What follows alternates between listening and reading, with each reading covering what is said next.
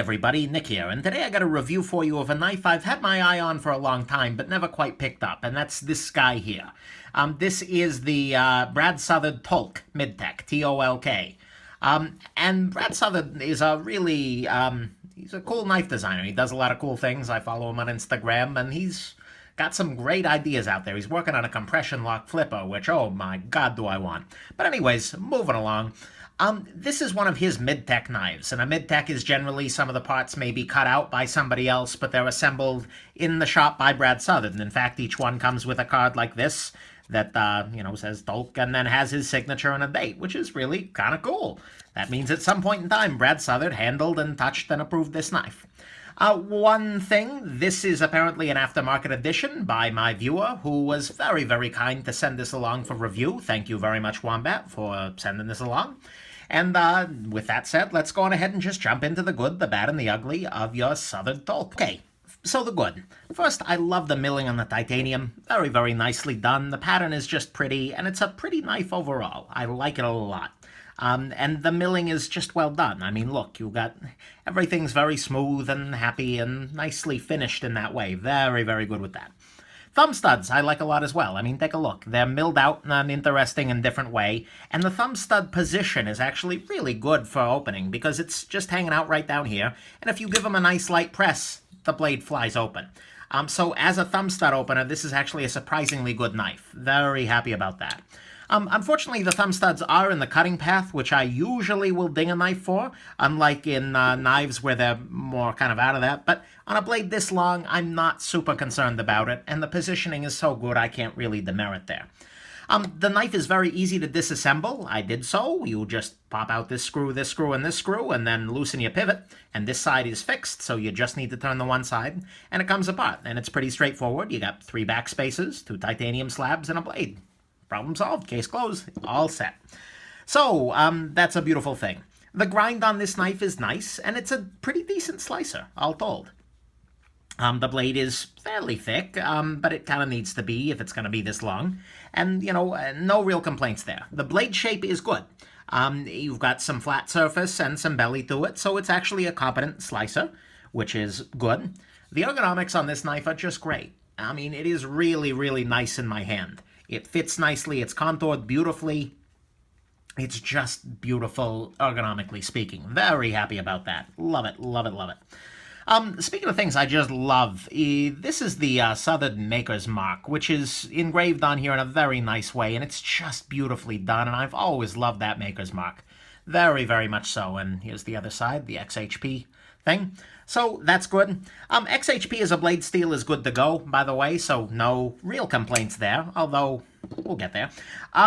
Let's see here. The biggest thing I love about this knife is that it is just so damn thin and efficient for the size that you're getting. It's thinner than your ZT452, and it's just really lightweight.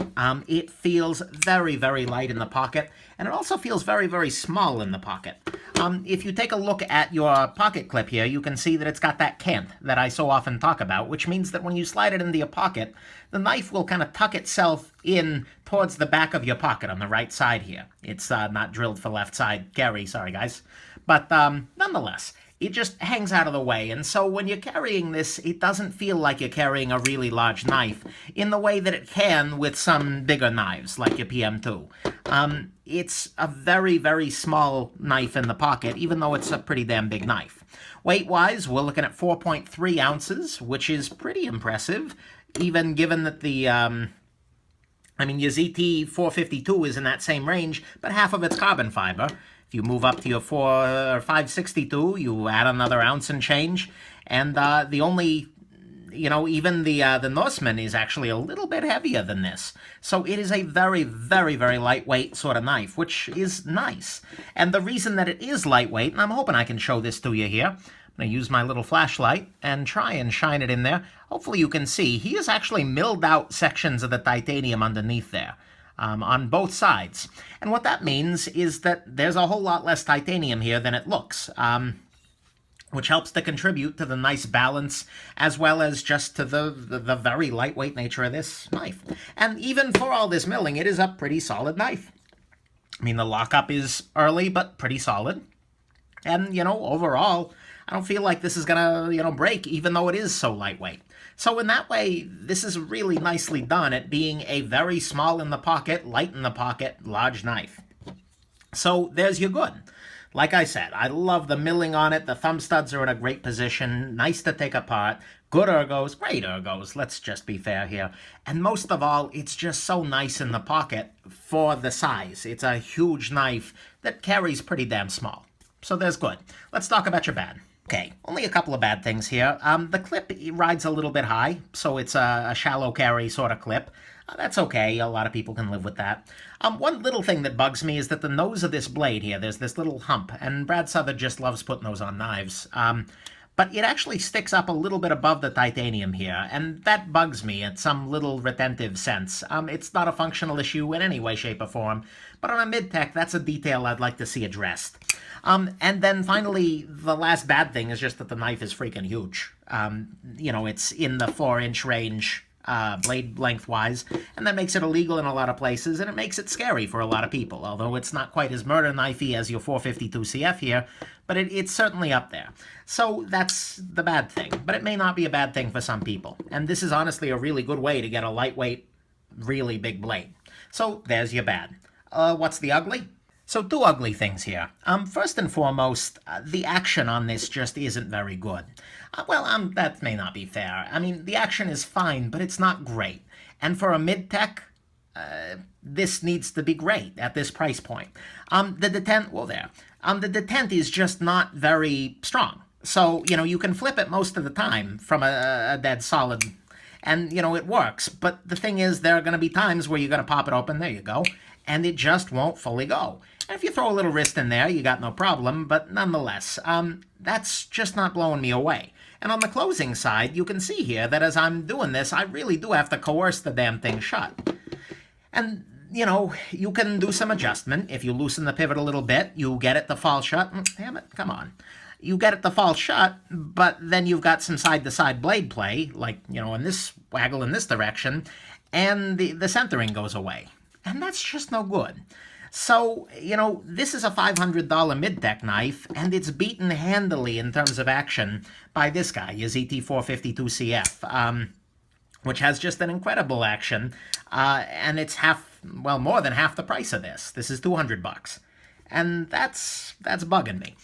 And particularly it's bugging me because this is a Midtech. You buy a Midtech so that it gets, that your particular knife has been seen by a really good knife maker and sent out the door and approved. And in fact, that's what this little sheet of paper means. It means Brad Southard looked at this knife, put it together, thought, yeah, this is good, and sent it out the door. The thing is, he sent it out the door with this action, and that doesn't impress me. And I've heard from other people on forums that the Tolk action are really hit and miss. Sometimes the Detent is great, sometimes they're crappy. But for a $500 Midtech, my God, you better get it right. Before you sign it off, you fix the damn Detent. And so it bothers me that this is being so handily beaten by a production knife, and it's so far behind the Norseman, which give you is exceptional, but is only $150 more at this point. So, that's killing me there. The price went up to, they're going like $640 now, I think. Still worth it, by the way. But anyways, and that's the other ugly issue, is that this is a $485 knife, and, given, it's got a great design, and the titanium milling is really respectable. It's well done in a lot of ways. But the action just isn't there, and, the materials are good, but, XHP for $500? That kind of price, I'd expect either something incredible in the action department or at least incredible materials. XHP is good, but it ain't, oh my God. So, that's kind of my issue there. So that's your ugly. The action ain't great, and it should be, damn it. And at that price, and the price is just a little bit high for what you're actually getting here. So what's the final verdict on the Tolk? This one's kind of hard because it's a lightweight and a really thin way to get a whole lot of blade. This is a really, really compact package for a whole bunch of knife, and I like that a lot. It's also very solid, very nicely made, and the lightness on it is pretty astounding, and the ergos are great. It's just great in the pocket. There's a lot to love here, and so I want to be able to recommend this knife all day long. I want to call this a gem. But the thing is, $500, or $485, I suppose, is the land of damn near perfect. And this knife is not damn near perfect. It's nicely made, and it's solid, it's light, and there's a whole lot of excellence here. But one of the key issues is the action, and the action was botched here. This is getting spanked by a $200 production knife in terms of action. And that's no good because it should have been caught. When Brad Southard wrote this out, he should have said, oh, wait a second, no, this one's got to go back and, get some tweaking. But he didn't. And so at the price, at $485, this just misses the mark of gem. And, that's sad because I really do like a lot going on here.